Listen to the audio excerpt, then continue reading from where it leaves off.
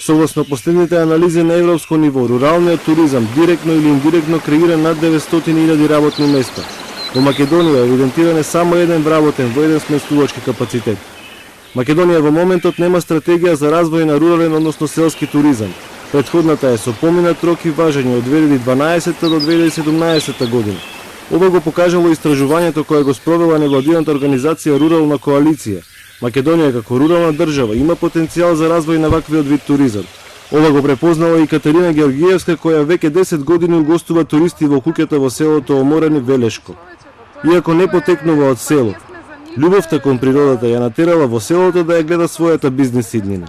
За да се работи овој бизнис самостојно, како што јас го работам, зборувам за руралниот туризам, треба да имате широко познавање од многу работи.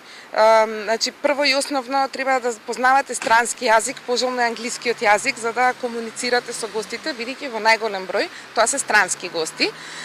Да имате сопствена веб страна, да знаете да си изработите, да комуницирате по имейл, затоа што голем број од резервациите и по имейл се вршат. Значи, доколку луѓето кои што живеат во селските средини во Македонија не ги знаат овие работи, не можат ни да почнат да размислуваат за отпочнување на ваков бизнис. Државата нема единствена дефиниција согласно стандардите на Светската туристичка организација и критериуми за тоа што е рурален туризам. Нема ниту официјални бројки колку капацитети има во државата, ниту за тоа колку туристи ги посетуваат овие капацитети.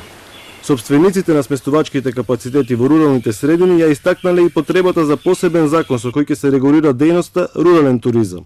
Сметам дека треба да се регулира со поделни специфики, затоа што сепак станува збор за помали капацитети кои што се наоѓаат во рурални средини, често пати се наоѓаат и на доста тешко достапни места, поради се уште неразвиената локална инфраструктура, опфаќајќи тука од водовод, канализација, патишта, осветлување, нивно обележување и така натака. Па дури во делот на оддалечувањето, бидејќи во моментов ги имаат истите услови како и еден капацитет, да речем, кој што развива туризам во Охрид. Истражувањето покажало дека 96% од собствениците на капацитети во руралните средини не знаат за државна стратегија и помош во развивањето на руралниот туризам.